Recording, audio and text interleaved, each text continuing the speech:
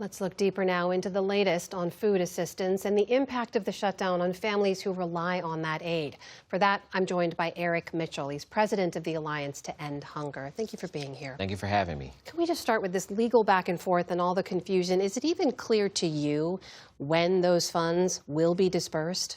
The short answer is no. I mean, they're still building this plane as they take off. We just heard that there has been guidance issued to the states by the USDA. I'm unclear on what the specifics of those guidance are. I know there are states who are trying to figure it out as we speak. All we know is that right now you have 42 million people hanging in a balance trying to figure out how they're going to put food on the table. So there's a legal political fight and families caught in the crossfire. You heard some of them there in the report from Lisa. Tell me about what you're hearing from people about what kind of decisions they're making right now, how they're getting by. When we talk to our partners who are working with folks on the ground, you're hearing stories that are similar to what you just saw on the screen.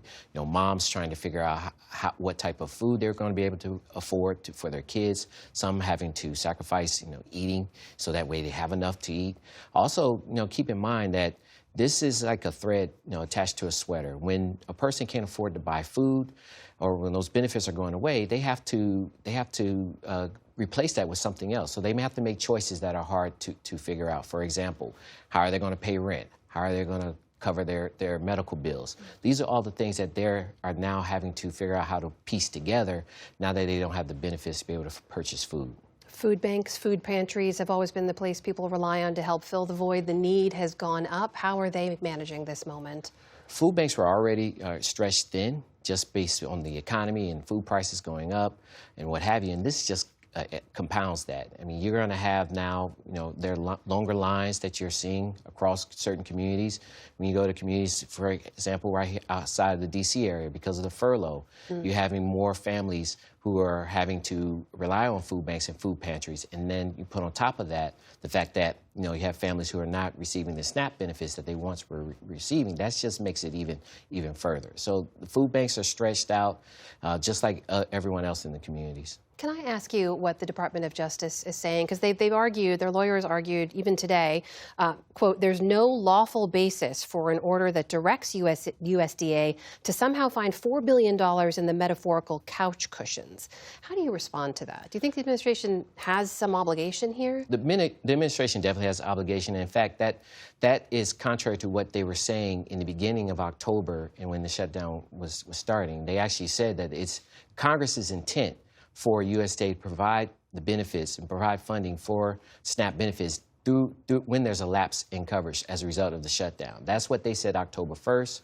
They changed their mind a few weeks later and said that they were not going to be providing benefits in November, and now they're kind of walking back from there. So, yes, they have legal authority. Plus, with the court decisions yesterday, I would say the legal authority is very clear that it's the intent for them to not only fund SNAP, but to fully fund SNAP so that people are able to receive their benefits. So how do you look at why this is happening? You heard in the report Judge Collins saying there's a political reason. President Trump has posted the shutdown will end, or the SNAP benefits will be paid when the shutdown ends.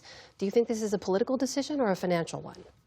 I never try to get into the mind or try to speculate what people's intentions are. I will say that, yes, the shutdown is a part of the reason why we are in this situation. The shutdown definitely needs to end, but there is a contingency fund to be able to provide the resources for SNAP benefits while they're negotiating the shutdown. So in the long term, yes, the shutdown needs to end so that we don't have to revisit this conversation again in December. But, I'm not going to say what the administration's views are. This is D.C., so all things can be political. Well, let me ask you about what we've seen, this patchwork of efforts, states stepping in to fill the void, public and private efforts to do so. How long can that last? Look, all this is really a temporary Band-Aid for a larger problem. I mean, states, private sector, they all are stepping up to the plate. I applaud the work that they're doing to step up to the plate. But the reality is that the federal government really has to be able to provide those resources. For every one meal that's given at a food bank, 9 meals is given based on federal government resources. And so you cannot replace what the role and responsibility that the government has. Even with state and local governments, their budgets can only go but so far. And this is another unnecessary burden that the states are now having to figure out how to make work. All right. Eric Mitchell, president of the Alliance to End Hunger. Thank you for being here today. Thank you.